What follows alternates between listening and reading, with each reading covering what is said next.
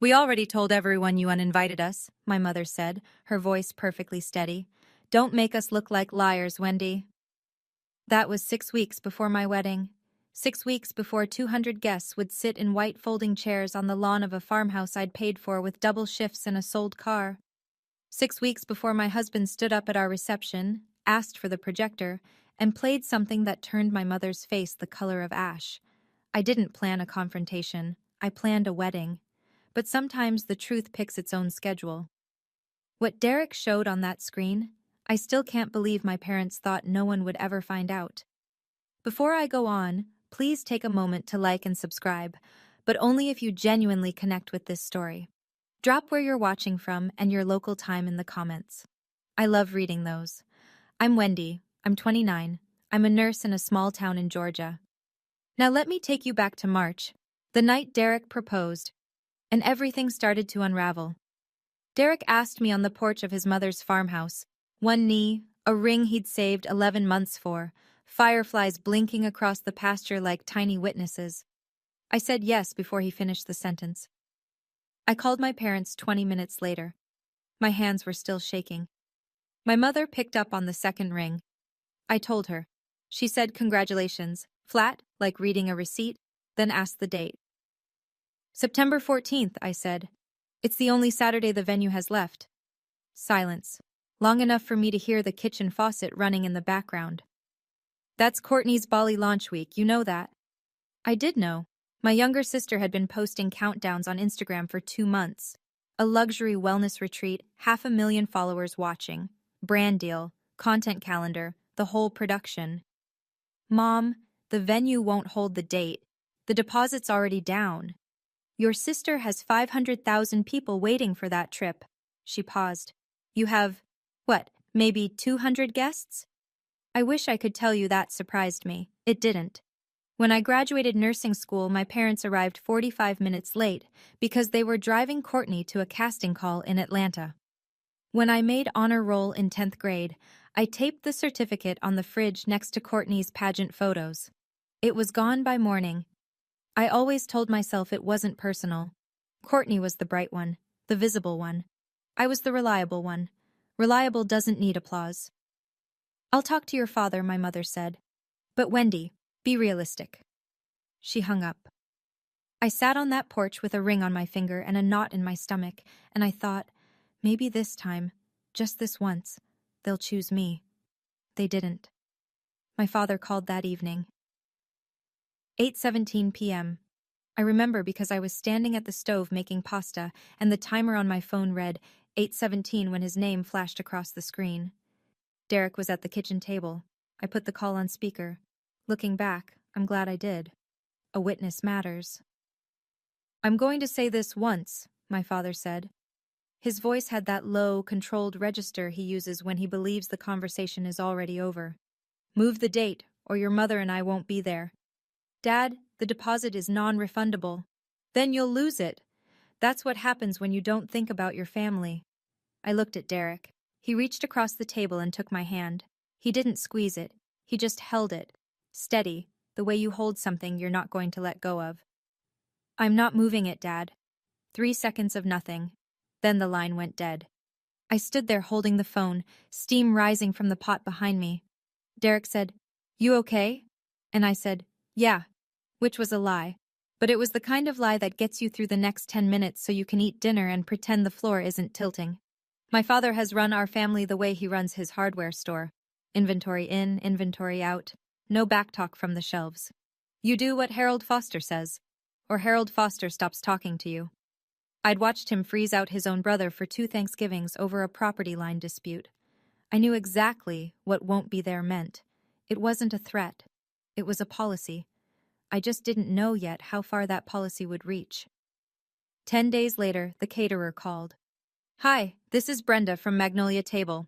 I'm calling because Diane Foster contacted us to cancel the deposit on her card. We need a new payment method within 10 days or we release your date." I was in the break room at the hospital, still in scrubs, coffee going cold in my hand. "She canceled it?" "Yes, ma'am, this morning." I called the florist next. Same story. Diane had phoned in, polite as Sunday morning, and pulled both deposits. The photographer was still intact. That one was on my card. Everything else was gone. $14,000. Vanished with 2 phone calls. That night, I sat on our kitchen floor with a legal pad and a calculator. Savings account, $6,200. Wedding in 14 weeks. Deficit, roughly $8,000. Derek sat down beside me, back against the cabinet, shoulder touching mine. "We sell the Civic," I said. He didn't argue. We listed my 2011 Honda the next morning. Got $4,800 from a kid at the community college. I picked up 3 extra night shifts a week on top of my regular rotation. 12-hour shifts, then home to address invitations at the kitchen table until my handwriting went crooked. Derek watched me lick an envelope at 2 a.m. and said, "Let me run your credit report. We need it for the house loan anyway." I said sure, barely listening. I was calculating how many overtime hours it would take to cover the new caterer who charged by the head instead of the platter. He opened his laptop. I sealed another envelope. When I looked up 20 minutes later, Derek was staring at the screen and he hadn't moved. Not even his fingers, just frozen. "What?" I said. He didn't answer right away. Before Derek could explain what he'd found, my phone started buzzing. Not calls, texts, one after another, lighting up the screen like a slot machine nobody asked to play. "Aunt Carol, heard you told your parents not to come? That's cold, Wendy." "Uncle Gene, your mom is heartbroken. Call her." A cousin I hadn't spoken to since Thanksgiving. "Family is forever. Don't do this." I scrolled through 11 messages in 4 minutes. Every single one carried the same story. That I had uninvited my own parents from my wedding. That I was being cruel. That Diane was devastated. I called Aunt Patty. She's my mother's younger sister, the only person in our family who ever looked me in the eye and said, "I see what they're doing." She picked up on the first ring. "They told everyone it was you," Patty said. No preamble. "Harold called Jean yesterday. Diane posted in the family group chat. Not directly, you know how she does it. Just a sad emoji and, 'Please pray for our family.' Classic." What exactly did they say? "That you banned them. And that Derek is," her words, "isolating you from the people who love you." I sat down hard on the edge of the bed. 40-plus relatives now believed I was an ungrateful daughter being controlled by her fiancé. My father had weaponized Christmas dinners and birthday cards. My mother had weaponized sympathy. "Patty, none of that is true. I know who you are, sweetheart. I'll be at that wedding." I hung up and stared at the ceiling. The damage was already spreading, root deep, through every branch of the family tree, and I didn't know yet that my mother was about to take it one step further, to someone I actually cared about impressing. 2 days later, Derek came home from his mother's house looking like someone had rearranged the furniture inside his chest. "My mom got a phone call," he said. He sat across from me at the table, hands flat, the way he does when he's choosing words carefully. "A woman named Diane called her, told her you have emotional instability, said she should, quote, keep an eye on you." The room tilted. Not dramatically, just a slow, quiet tilt, like a picture frame sliding off a nail. My mother had called Ruth Calloway, my future mother-in-law, a woman I'd only known 8 months, a woman whose respect I was still earning. And Diane had called her to plant a seed that I was broken. Canceling the deposits, I could handle. Turning the relatives against me, I could stomach. But calling Derek's mother to sabotage the only new family I was building, that was different. That wasn't punishment. That was demolition. "What did your mom say?" I asked. She said, "I've spent 30 years in a courtroom. I know what manipulation sounds like." Ruth Calloway had worked as a clerk at the county courthouse until she retired. She'd sat through custody battles, fraud hearings, protection orders. She didn't rattle. "She recorded the call," Derek said. "Georgia's a one-party consent state. She said if we ever need it, it's ours." I sat with that for a long time. Then I said the truest thing I'd said in weeks. "I'm not fighting them, Derek. I'm just done explaining myself." From that point forward, all communication with my parents went through text, written record only. I didn't block them. I didn't yell. I simply stopped performing the role of the grateful daughter, and I didn't invite them back. Courtney FaceTimed me on a Tuesday night. She was in her studio apartment, ring light glowing behind her, lashes on, content ready even at 9 p.m. Her whole life was a set, and she never stepped off it. Just move it. It's one day. It's my wedding. And it's my career. Since when does your career outrank my marriage? She tilted her head the way she does when she thinks she's being patient with someone slower. Since it pays for Mom and Dad's new roof. That stopped me. I didn't know Courtney was funding anything for our parents. Or, more accurately, I didn't know our parents were telling Courtney she was funding them. What roof? Dad said the estimate was $12,000. I covered half, brand money.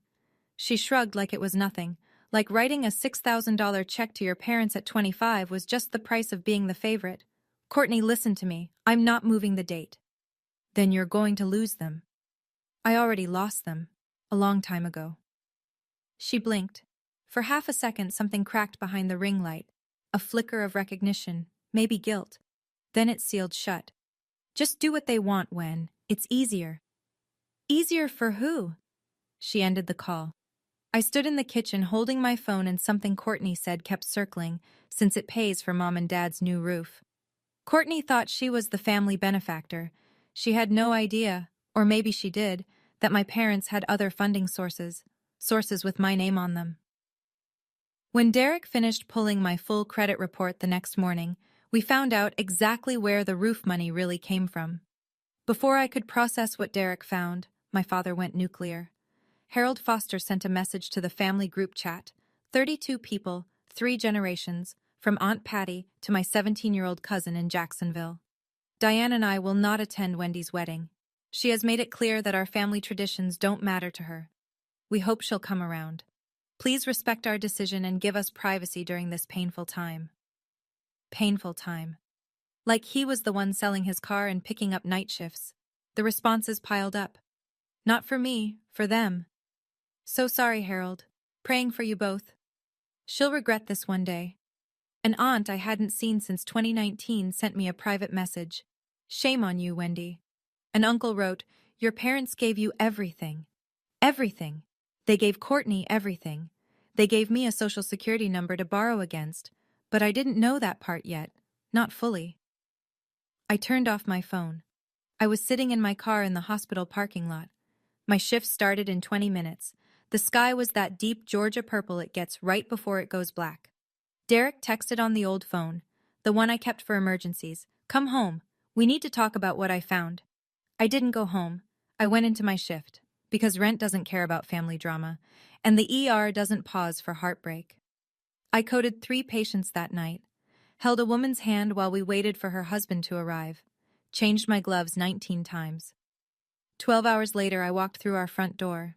Derek was sitting at the kitchen table with a manila folder, a legal pad, and a look I'd never seen on his face before, something between fury and math.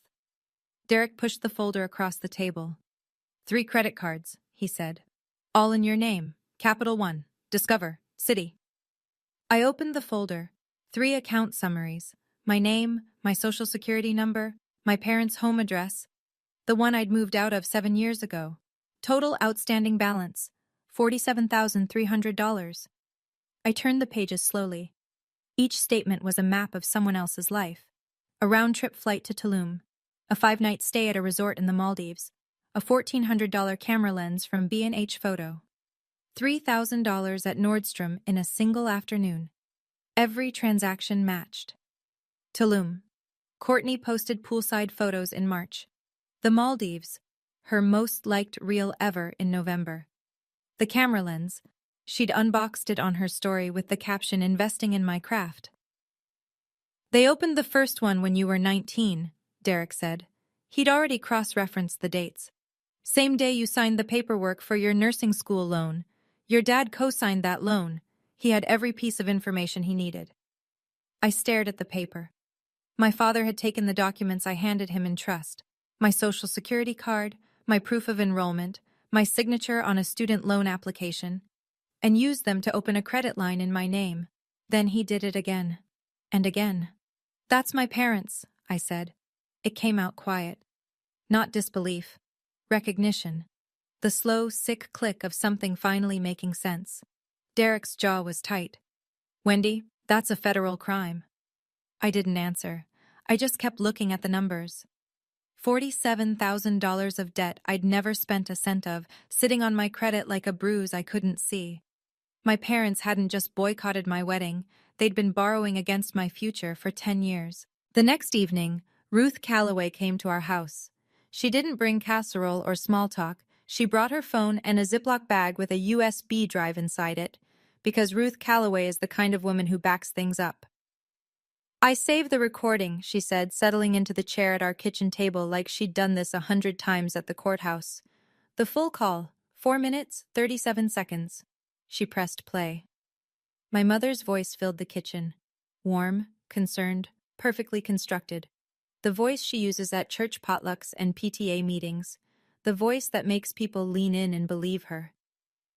Wendy has always been difficult.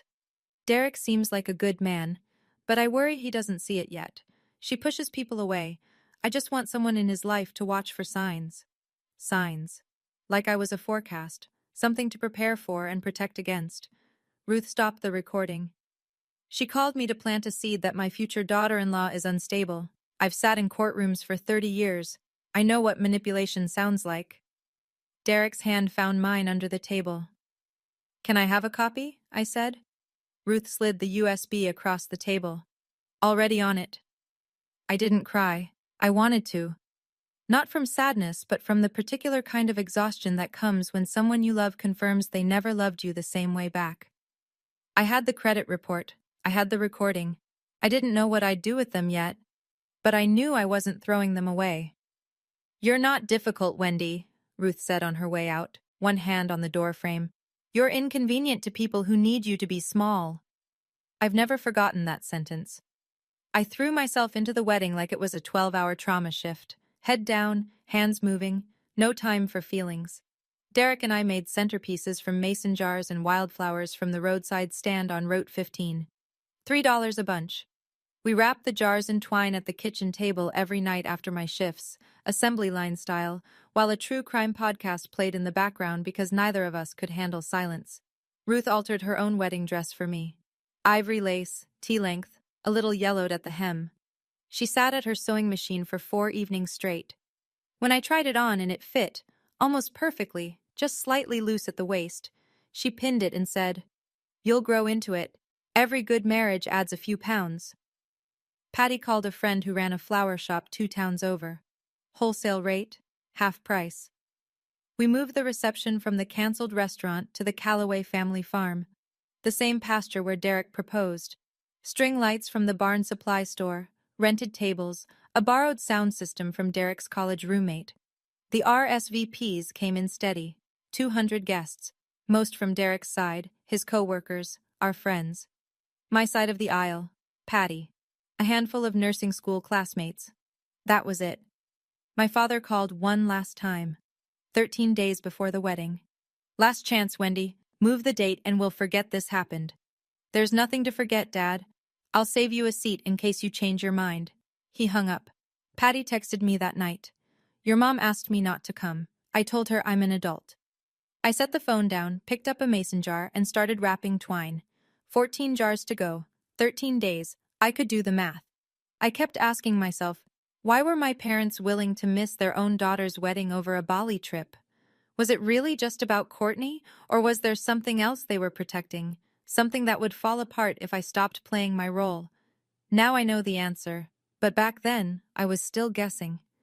Have you ever had to choose between keeping the peace in your family and standing up for what's right? Tell me in the comments. September 14th, 71 degrees. Not a cloud.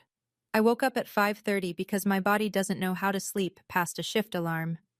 The farmhouse was already lit gold. Ruth had been up since 4 arranging chairs on the lawn. I checked my phone. No messages from Harold, none from Diane, nothing from Courtney. Just a text from Patty. On my way, wearing waterproof mascara, no promises. I put on the dress in the upstairs bedroom that used to be Derek's when he was a kid. There were still model airplanes on the shelf. The lace sat cool against my skin. Ruth's stitches held perfect. Patty arrived at 9. She walked in, saw me, and her eyes went red instantly. She pressed both hands over her mouth. "I'm sorry they're not here," she whispered. "Don't be. You're here." She hugged me so tight the lace creaked. At 10 o'clock, the ceremony started. 200 people in white folding chairs on a sloped green pasture, wildflower centerpieces lining the aisle, the Callaway barn behind us like a cathedral with a tin roof. There was no one to walk me down the aisle. No father of the bride, no arm to hold. So I walked alone. I've walked into trauma bays with blood on the floor. I've told families their person didn't make it. I've held my composure through things that would flatten most people. But walking down that aisle by myself, 200 faces turning toward me, knowing my own parents chose a content calendar over this moment, that was the longest 60 feet of my life. Derek stood at the end. His eyes were wet. His hands were steady. I reached him. He took my hand. And I didn't look back. The ceremony was beautiful. I need to say that. Because what came after was loud, and the quiet parts deserve to be remembered too. Derek's best man read a passage. Patty held the rings. The officiant, a retired pastor from Ruth's church, spoke about choosing people who choose you back, and I watched 4 women in the second row reach for tissues at the same time. But I could hear the whispers. During the vows, during the pauses between words, little currents running through the crowd. "Where are her parents?" I heard she kicked them out. That's not what Diane told me. My co-worker Linda, head nurse, 23 years on the floor, afraid of absolutely nothing, leaned in during the ring exchange and squeezed my elbow. "Don't listen.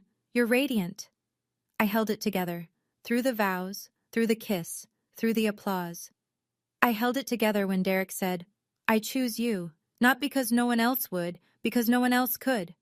I held it together when 200 people stood up and clapped and the sun broke wide open across the pasture like God was showing off. I held it together. The ceremony ended.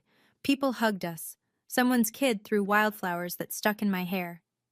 Derek's college roommate started the music, a playlist he'd made the night before, half country, half Motown, completely wrong and completely right. We moved to the reception area.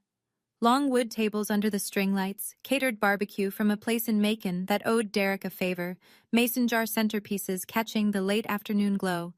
200 guests, paper napkins, real love. The ceremony was perfect.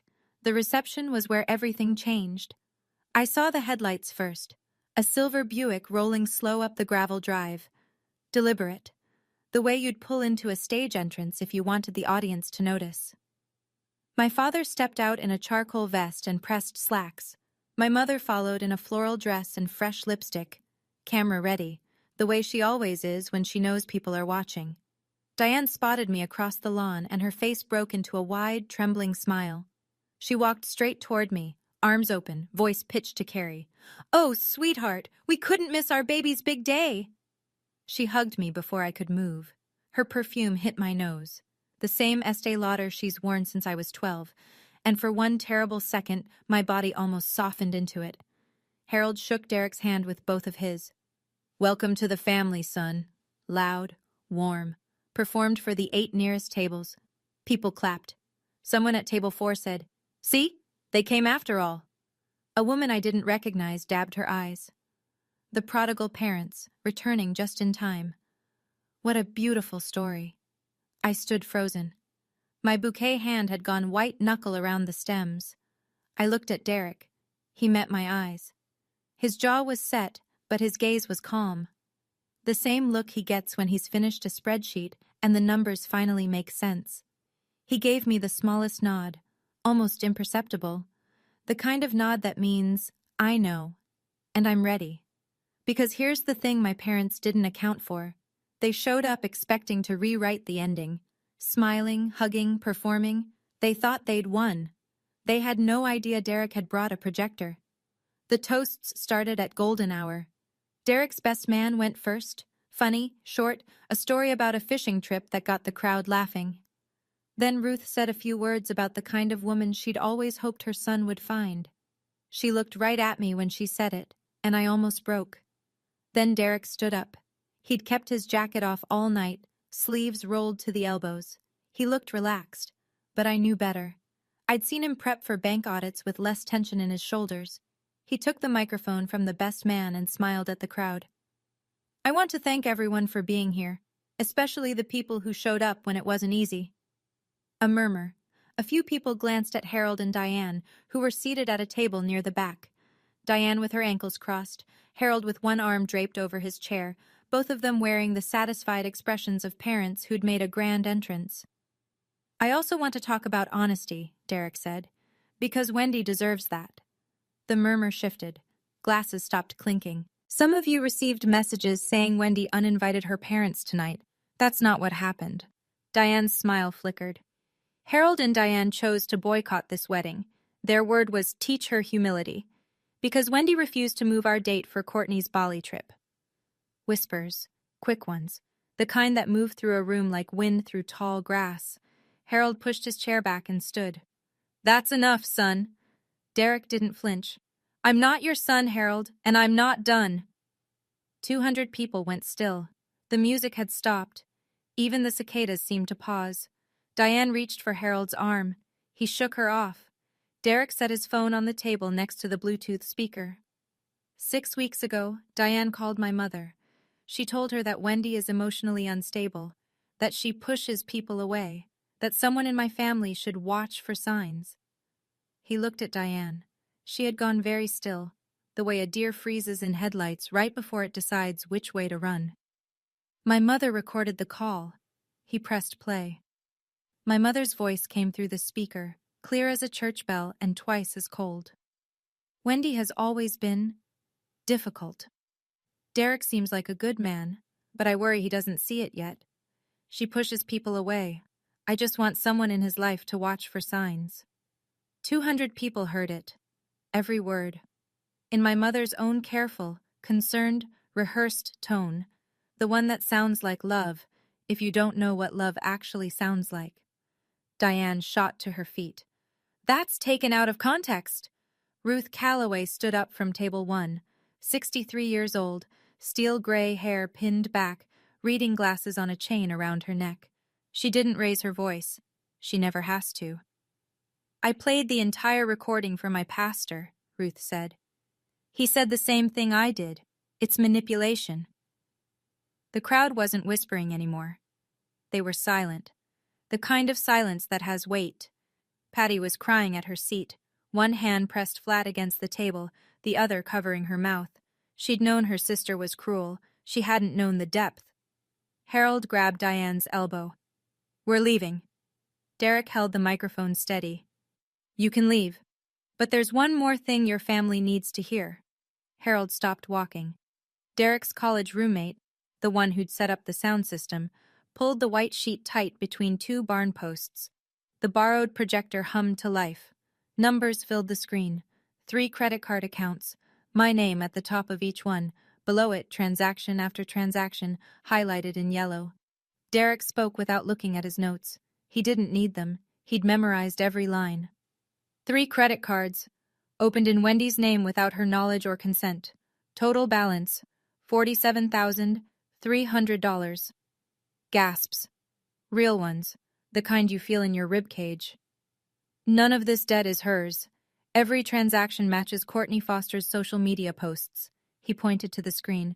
Resort in Tulum, March, business class to the Maldives, November, camera equipment, Nordstrom. All charged to accounts Wendy never opened. Uncle Gene stood up halfway, then sat back down. Aunt Carol put a hand over her mouth.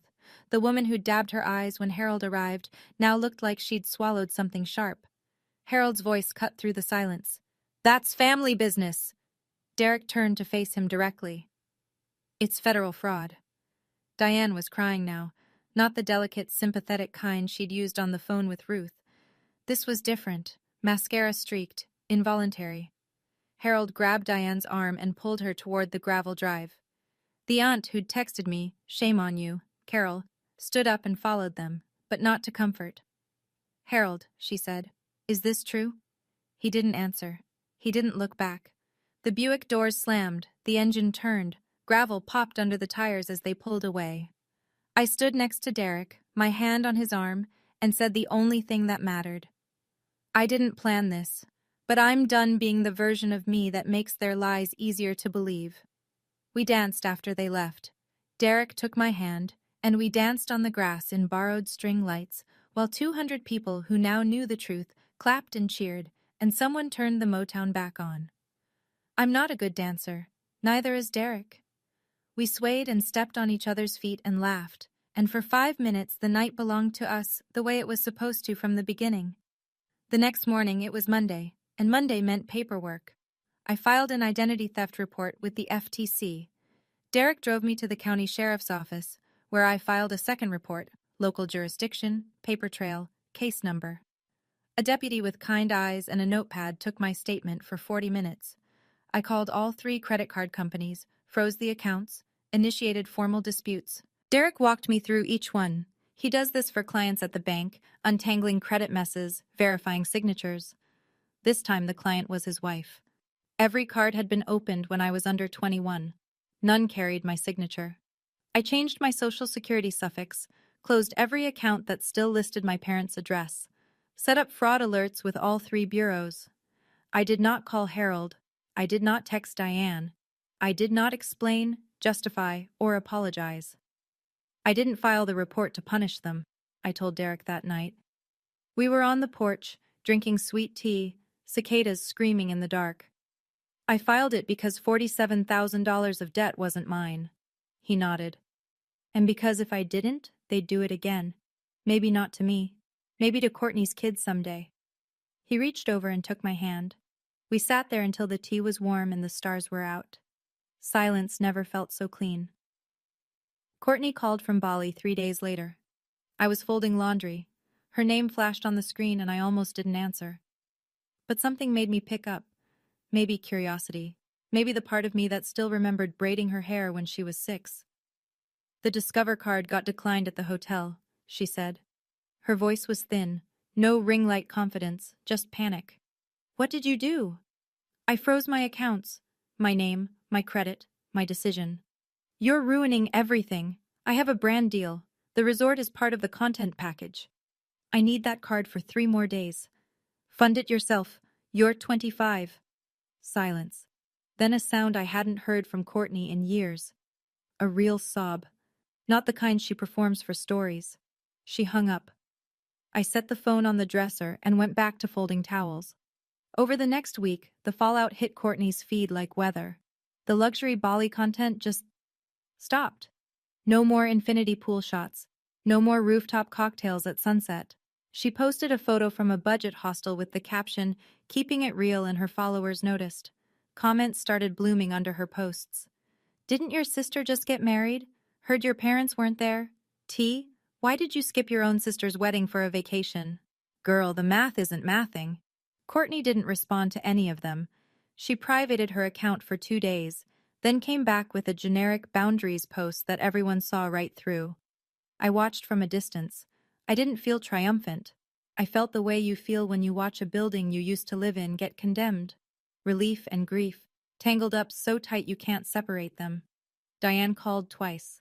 I sent both to voicemail. The family rearranged itself in the weeks that followed.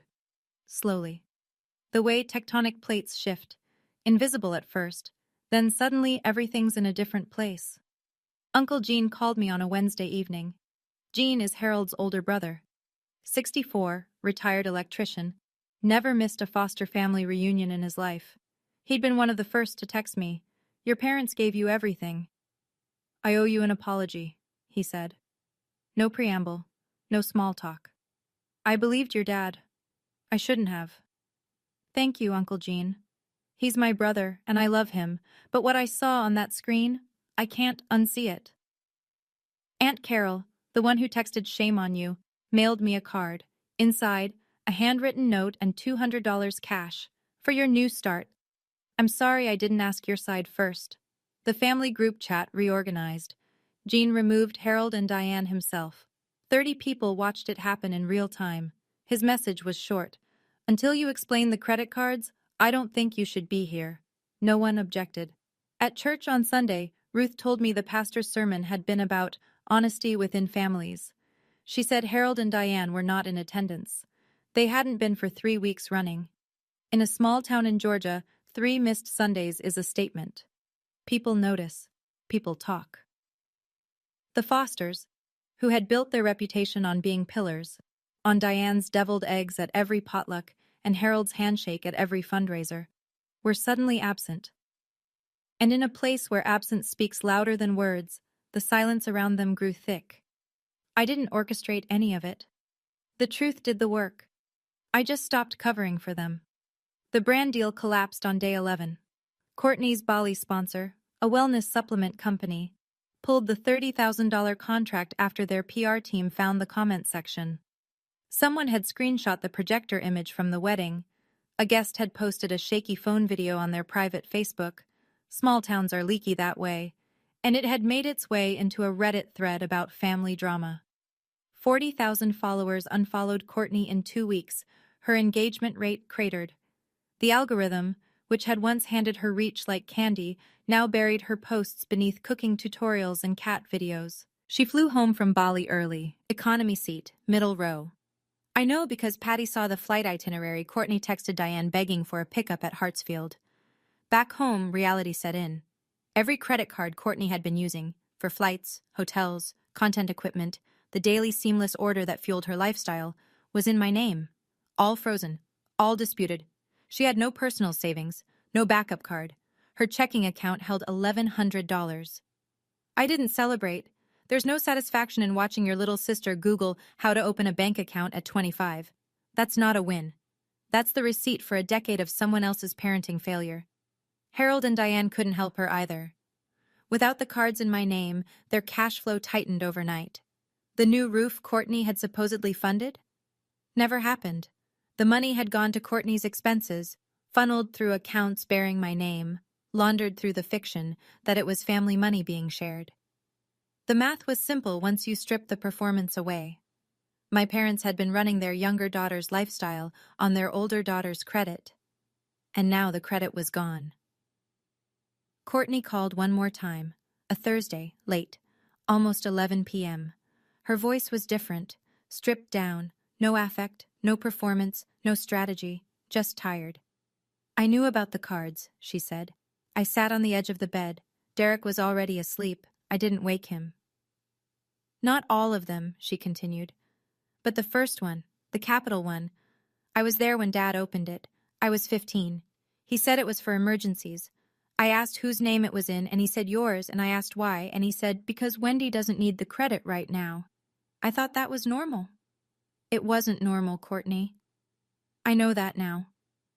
We sat in the silence for a long time. Not the hostile kind. The kind that happens when two people are standing in the same wreckage and neither knows where to step. I'm not calling to ask you to drop the report, she said. I know you won't. I'm calling because... I don't know. Because you're my sister and I used your name to pay for a life I didn't earn, and I don't know how to sit with that. I closed my eyes. I'm not ready to forgive you, I said. Maybe someday, but not today. I get it. She hung up.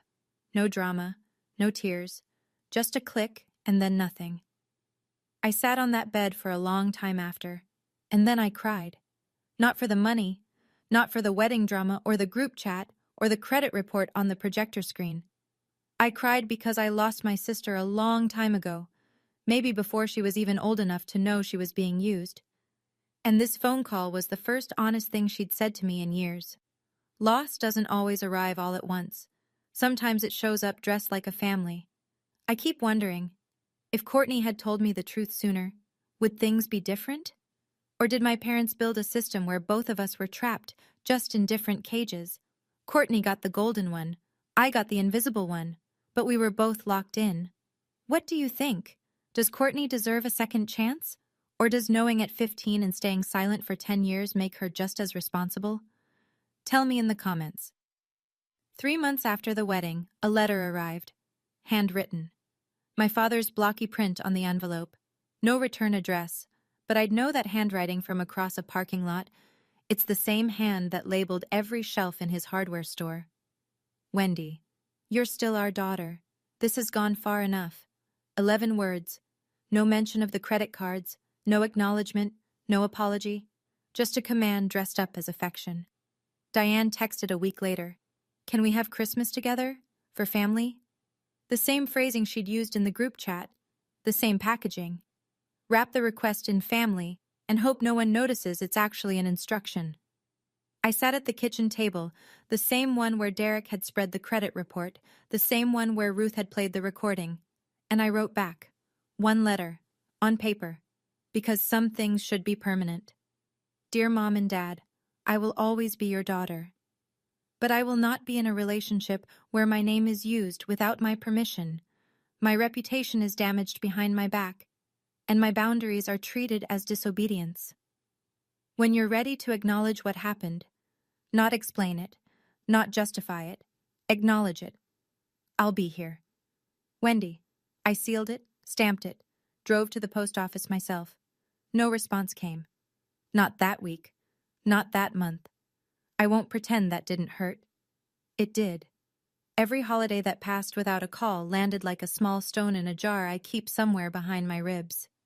But the jar doesn't overflow anymore, because I stopped adding my own stones to it. The guilt, the self-doubt, the voice that used to whisper, maybe you should have just moved the date. I don't need an apology to move on, but I need honesty to stay. 6 months after the wedding, we closed on a house. Small, 2-bedroom, 1-bath, a front porch with a railing that needs paint. It sits on a half-acre lot at the edge of town where the streetlights end and the fireflies begin. My credit report came back clean. Every fraudulent account disputed, investigated, and removed. Derek walked me through the final letter from Equifax like it was a diploma, which, in a way, it was. Proof that my name belongs to me again.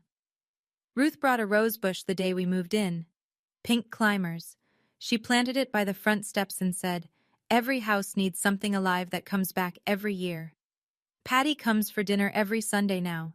She brings cornbread, Diane's recipe, which she learned first and makes better. We sit at our second-hand table, the 4 of us, me, Derek, Ruth, Patty, and we talk about everything and nothing, and nobody performs, and nobody keeps score. I still work nights. I still wear scrubs that smell like hand sanitizer in other people's emergencies. I chose this job because I wanted to help people on their worst days. Turns out, I needed to learn how to show up for myself on mine. I didn't get the family I was born into. I got the family I built. And every single person at that Sunday table chose to be there. The hardest boundary I ever set was a 6-word sentence. "I'm not moving the date, Dad." And it changed everything. If you're waiting for permission to protect yourself, from anyone, including the people who raised you, consider this your sign. You don't owe anyone your peace, not even family. Especially not family who borrows against your future and calls it love. That's my story. I know it's heavy, and I know some of you are sitting with your own version of it right now. A parent who controls, a sibling who takes, a family that asks you to shrink so someone else can shine. If this video made you feel seen, or angry, or a little lighter, that's exactly why I shared it. Hit subscribe if you want more stories like this, and check the description below. There's another story about a woman whose family tried to sell her house while she was deployed overseas. It's unbelievable. Thank you for staying until the end. I'll see you in the next one.